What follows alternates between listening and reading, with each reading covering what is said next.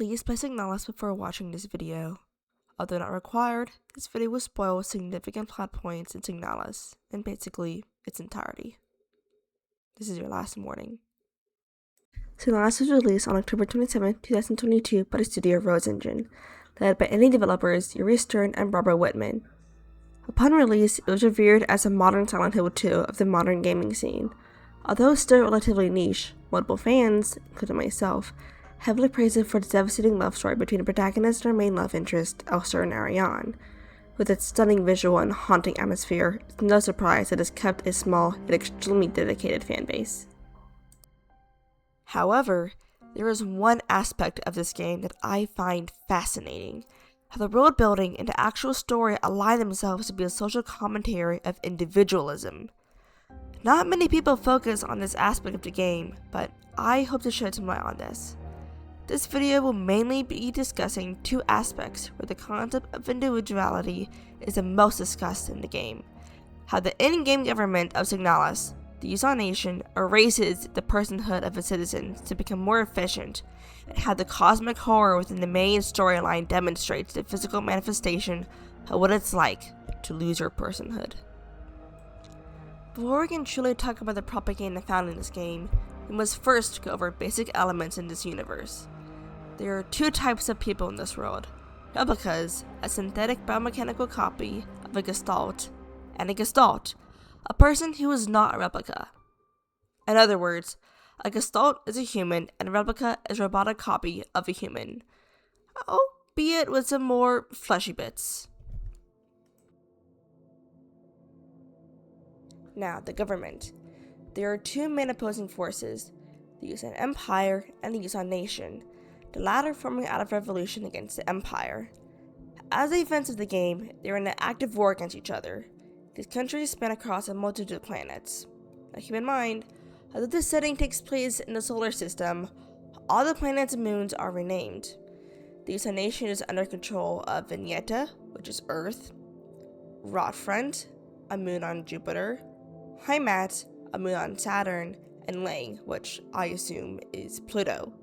While the Yuuzhan Empire controls Buyan, which is Venus, and Kizek, which is Mars, with only recently having lost Vignette to the Nation. The Nation is a nationalistic totalitarian communist state, although it seems to allow some space for commerce, as seen evident by the existence of the Ital bookstore and Young Photos, both private stores. They are still heavily subject to the ire of the Nation, with extreme book bannings. Citizens are also assigned jobs by the government with limited choices as the Yuuzhan Nation is undergoing constant war. It is heavily militarized, using replicas as a source of cheap labor to partake in jobs on the nation's behalf. But before that, we must discuss an extremely important element about the nature of replicas. Replicas are created when the donor gestalt is put under permanent cryogenic preservation by the Nation. Then, the neural pattern is then copied over to the replica, where memories are suppressed so that only the personality and skills they possess in life are the only thing that remains in a newly formed replica. The original person is basically kept in a purgatory for all of eternity, while new people are made out of them, all possessing the same thoughts, feelings, and emotions of the new person they are a copy of, just now robbed of the memory of who they were in favor of now endlessly working for the Empire. As Alexander Zildjić puts it in his research paper of Signalis and Citizen Sleeper, the centrality of memory to the conjured life of a player and character also entails that loss of memory, or of a memory, is of total loss, an ending more profound than that of mind or body. However, it doesn't end there. The Yuuzhan Nation also heavily utilizes the censorship of words, the most notable example being the word day being replaced by the word cycle. This also applies to what the Nation calls persona degradation and persona stabilization. The main advantage the Nation sees replicas have over gestalts, besides sort of free labor, is the fact that all replica unit types are identical. As they are all the same person when freshly made, they all virtually act the same. This predictability is what the Nation values most out of replicas. By psychologically manipulating them, they can essentially always make a replica do whatever they want. What the Nation does not want, however, is for the replica to change. All people change over time. and thus all replicas change over time. In a year, a Euler-type replica can react totally differently from another Euler-type replica, as both will have undergone life experiences that cause them to react differently. Therefore, the nation does all it can to stop this from happening. As the Usan Nation puts it, this may lead to the unit being less efficient for its intended purpose. This is called persona degradation. To abate this, replicas are constantly manipulated to stay the same as they always are, from reminding them of their duties to giving them items that they used to enjoy in life, while also making sure they don't remember anything from it. Using the Yule unit again as an example, she was a ballerina in life, and in our replica life, however, she serves as a basic unskilled worker. To keep Yules from degrading, they are all housed with each other and given mirrors and music to dance to aid in behaviors that she would have otherwise done frequently in her life. Most people in the community understand what I've said so far and is commonly talked about, but most do not see how far this manipulation goes. What I consider one of the most subtle, yet very influential means the government uses to control replicas is through their propaganda posters. Many people do not understand what propaganda truly is, and even the definition of propaganda is subject for debate. For our purposes, the definition of propaganda that I will be using is a slightly modified version of Jackie's Lewis definition of propaganda that he defines in his book, this modified definition being: propaganda is the expression of opinions or actions carried out deliberately by a government with a view to influence the opinions or actions of other individuals or groups for predetermined ends and through psychological manipulation. Essentially, propaganda is actions and words that a government makes in order to make you do something the government wants. The reason for my exhaustive explanation earlier of the layout of this world is to, of course, bring context. But the context gives us the ability to truly understand the propaganda posters that we see throughout the game. The posters mean nothing if we don't know the target audience, political atmosphere, and the goal that the Usan Nation has in showing these posters to its replicas.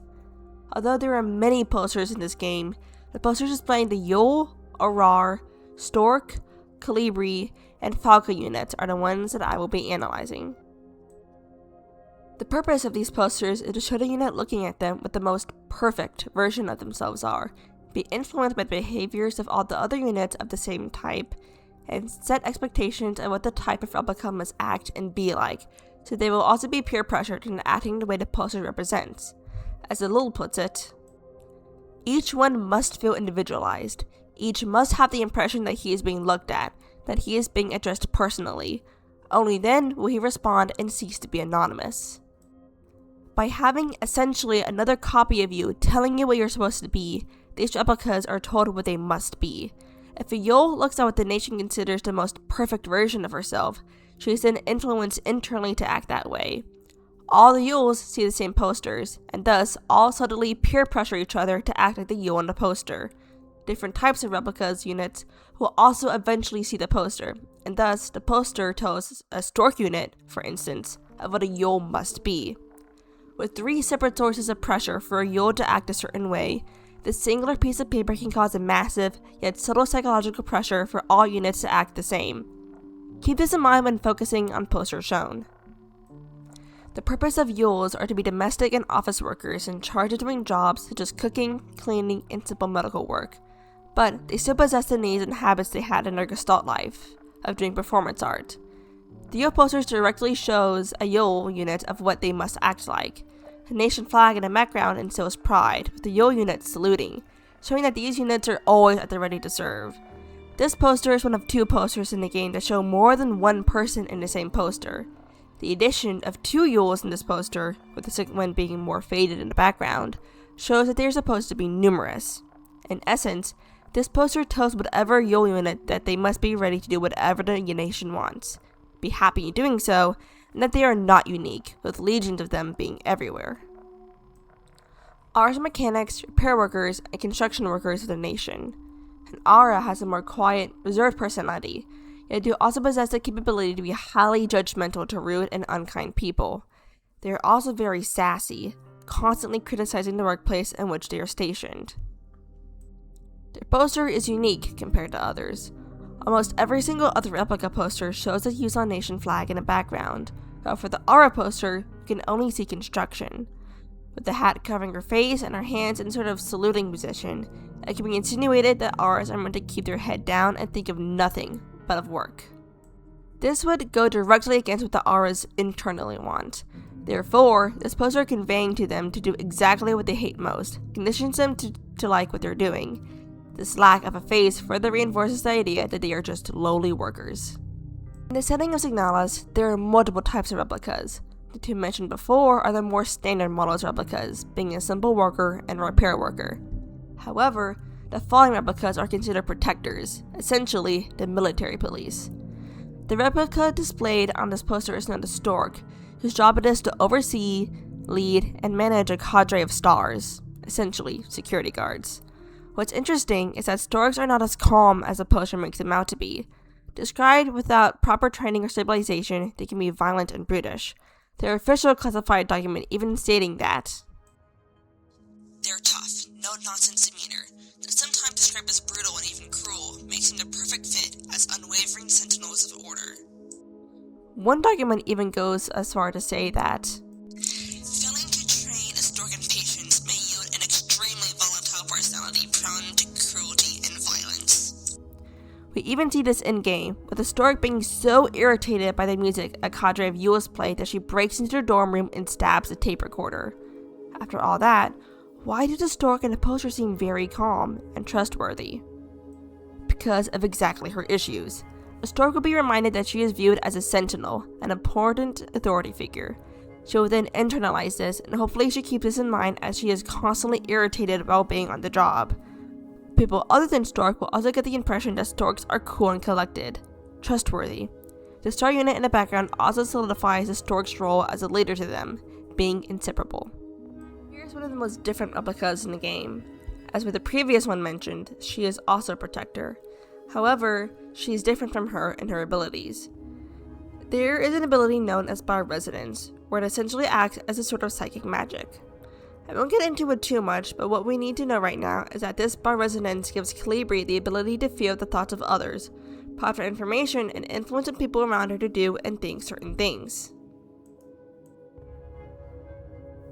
Additionally, because all Calibris are copies of the same person and are bar resonant, means that they all form a hive mind with each other. To put it simply, the Calibri is a thought police of the game, a constant source of surveillance who skims through the minds of the people around them to look for signs of revolt, or signs that Replica is not performing as they should. However, because each Calibri can also influence the thoughts of other Calibris, a Calibri is immediately decommissioned as soon as it begins to become a little different from the others. Essentially, as soon as one gets a little free will, they're immediately killed. For this poster, it is displayed in a neighborhood with a text in German saying, "It is your duty. Report suspicious elements immediately to the block ward." A block ward was essentially a low-ranking Nazi officer in charge of politically supervising a neighborhood. In this context, this just means that the Calibri station in this place were in charge of sniffing out anything that may go against the Yuuzhan nation. The Calibri in this poster is viewed as a powerful and trustworthy figure, making the people around her trust her more, as well as internalizing the fact that she should be seen as a leader. Although not part of the Replica showcase posters, as I like to call them, I included this one because this showcases such an important part of the setting. This poster displays a Falcon unit, essentially the commander for wherever she is stationed at. Before continuing, I'll read out what Elul says about something commonly found in propaganda, called myths. Propaganda creates myths by which a man will live, which respond to his sense of the sacred. By myth, we mean an all-encompassing, activating image, a sort of vision of desirable objectives that have lost their material practical character and become strongly colored, overwhelming, all-encompassing, and which displays from the conscious all that is not related to it.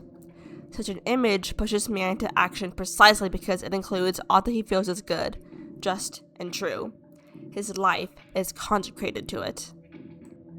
A modern example of this today is the American dream, something that most citizens in the United States are taught to idolize, freedom and the ability to pursue a better life.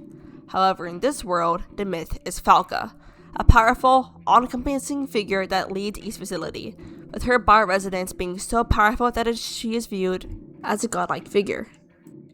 Each facility is conditioned to view her rule as absolute and idolize her. Her extreme bioresonance giving her telekinetic powers, and I'm sure the power to peer into minds of her subordinates and influence her mind to be drawn to her more. To those under her rule, she's the epitome of the nation, the divine goddess the ethos of the nations gets communicated from. But just like all these other replicas, she's just another copy, a copy of which there are probably thousands in the world. Propaganda wants you to think you are special, an individual, that you matter. You do matter, but only if your actions support the Yuuzhan nation. In being prompted to feel special, you become just like everyone else, no longer a person with thoughts and feelings, but whose past was stripped away into a life of eternal servitude, but now as a perfectly working robot. The propaganda in the Yuuzhan nation influences its citizens into behaving a certain manner that makes them always controllable, always predictable, as a certain Aurorian says in the game. Can you believe this?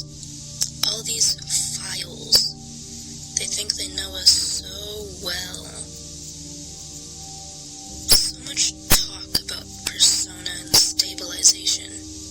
In the end, they just want us to shut up and work until we die. What a joke. The nation murders the individuality of its people so that it may function a little more efficiently.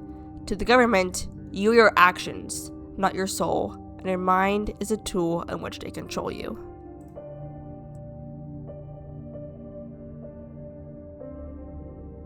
Ariana Young was born in Lang, but moved early on in her life to a remote radio outpost, raised by her mother Iris Young.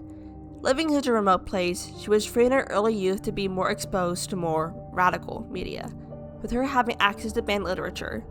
Isolated from the rest of the world, she was not subject to being raised communally, raised in a society of Rotfront, but rather independently, where the only source of knowledge she got of the outside world was from her mother. Already, we can see the setup for a person who already does not adhere to the standard life of a nation citizen, someone not subject to the conditioning that the nation presents to all of its citizens. Unlike her future peers, she was able to be exposed and think about more opposing thoughts against the nation. Because of this, she does not fit in and will never fit in. After Iris Young, on her sister Camilla Young's recommendation, sent Ariana to school, that's when the effects of her otherness to her peers became apparent.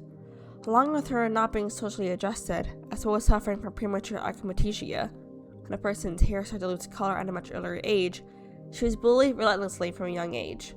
At some points in time, she would even be ganged up on and physically assaulted for being different. This shows how intolerant for people outside of the norm can encourage perpetrators to enact violence upon them. Anyone who doesn't fit society's expectations to a T are socially exiled. There can be no other, and anything other is viewed as a threat. This is even more exaggerated when a country, especially an extremely nationalistic one, is at war. As I apologize for mispronouncing these names, Neophotes Gigoru, Jacobus Schroll, Michela Koizia, Vladimira Kavahova, and Radoslav Merva put it in a research paper. Periods of war and geopolitical conflict heightened perceptions of collective identity threat, which would increase endorsement of conspiracy beliefs and intergroup prejudice. Nation citizens are conditioned to hate anything related to the Yuuzhan Empire, so unfortunately, it is not surprising when they show extreme hostility to people who express themselves in ways that might be connected to the Empire. One day, Izia Tao witnesses Ariane being bullied, but does nothing about it. However, her twin sister, Erica Tao, later comes and helps Ariane. The Tao sisters are immigrants from Vignetta, a nation planet only very recently taken from the Empire. As such, the sisters also grew up distant from their peers, growing up on a war-torn planet and exposed to both powers. Both likely sympathizing with each other in their otherness, the Tao sisters and Ariane Young became quick friends. During this time period, Ariane would continue to suffer from frequent bruising, likely due to bullying, and insomnia. Despite this, she still worked in a young photo store, where she stumbled upon a picture of Alina Saw, a Venetian war veteran who looked eerily like her. Alongside her was another person, Lilith Tao. She would admire Alina Saw, frequently wondering what her life was like and if she would follow in her footsteps.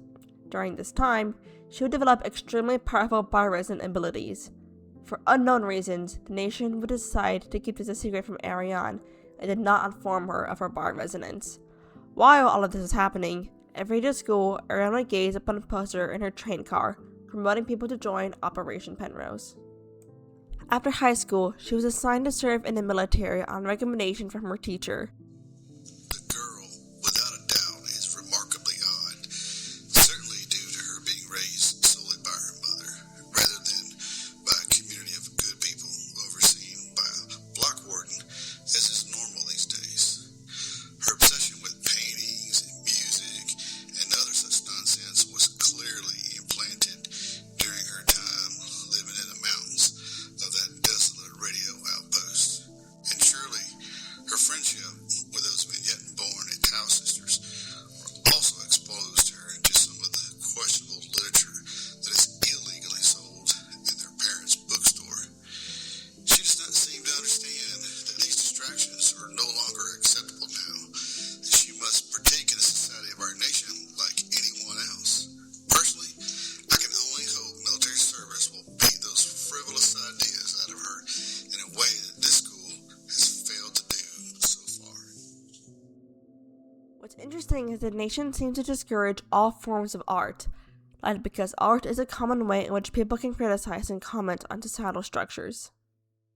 There was two options for Ariane to be sent, either to a suicide mission in which she was tricked into signing up for, or sent to a re-educational labor camp where her mind would be corrected and forced to work in brutal mining conditions. Both ways, the nation would try to erase her completely, die, or finally be of use to the nation's purpose. After military service, Ariane still held her passion for the arts and followed in her mother's footsteps by working as a long-range radio officer. After some amount of time, she decided to submit an application to work in Operation Penrose, a scouting ship with the purpose of looking for suitable exoplanets for the benefit of the Yuuzhan Nation. On the ship would be also stationed an Elster model, Elster 512, for the Penrose 512, a replica who was based off of Lilith the Tau, who has now been removed from the honor of being mourned as a war veteran and is now permanently stationed as a scouting and ship mechanic. When I signed up for this mission, I just wanted to get away from everything. I was sick of rot front, of school, of the photo store, sick of the fake smiles and the whispering behind people's backs. When I saw the photo of that soldier, I wondered who she was. Was she happy? Was her family proud of her? Did her comrades love her? Since we looked alike, could I have been like her? But in the end, I just wanted to leave. Nothing I had done or made ever meant anything to anyone, so why bother? Here, I'm finally free. Ariane eventually fell in love with Elster, both feeling like they were outsiders in a world who decided they didn't want them anymore. For 2,999 cycles, they grew older together. They were happy. But under 3,000 cycle transmission from the Yuuzhan Nation, it is revealed that the Yuuzhan Nation demanded that either Ariane to take permanent rest in the cryopod chamber, or have Elster mercy kill her, as, by that point, the mission was considered a failure by the nation, with no hope of ever returning home. There was two options for Ariane to be sent, either to a suicide mission in which she was tricked into signing up for, or sent to a re-educational labor camp where her mind would be corrected and forced to work in brutal mining conditions. Both ways, the nation would try to erase her completely, die, or finally be of use to the nation's purpose. Eventually, her body would begin to break down from the leaking radiation from inside the ship. Elster tried to keep her alive by prolonging her life by taking her inside and out of the cryopod, rationing food, and repairing destroyed pipes and systems. Eventually, however, Elster would pass away first from radiation sickness, while Ariane was forced into a purgatory between life and death inside a cryopod. Her hair and her teeth falling out, unable to properly sleep, and in constant agonizing pain, she began to dream of what her life could have been, and for Elster to finally put her out of her misery.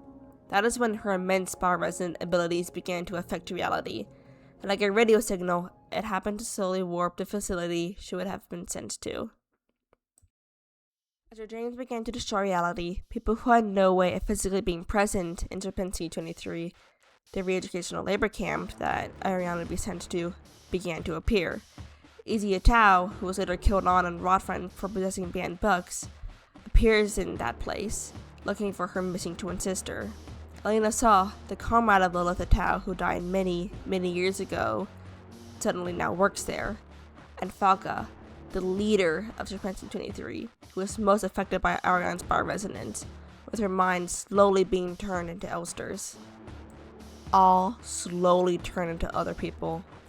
Isa Tao dies from sickness and her voice line starts to mirror voice lines that Ariane has said. Elena Saw's hair turns white and her mind turns into that of Ariane before vanishing completely. All these people had their lives ripped away by Ariane's unconscious will. They were no longer their own person, but rather tools to an end to make Elster fulfill her promise. Even the main character we play as, Elster S2301, was still her own person. Yet, the psychic influence of Ariane, her mind was warped and becoming that of Elster 512, her own memories and emotions being fizzled out for another Elster unit who died long, long ago. In this way, Ariane mirrors the Yusan nation. People's lives are ripped away in service of a duty they never asked for. Ariane continues the cycle that Yusan nation started, as instead of endless servitude and nationalistic fervor, everyone merges together in endless heartbreak. It calls me in a sea of flesh. We will become one, but I can never go back to being me. Signalis is a game with so many layers. I've only touched the surface here, but the devastating loss of the individual is something that is always lost, and something we unfortunately experience every day in little ways. You are not you. You're your job, your possessions, but you are useful for. The internet divides people more and more.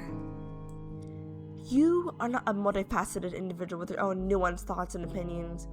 You're pro or anti this, and there is no room to debate.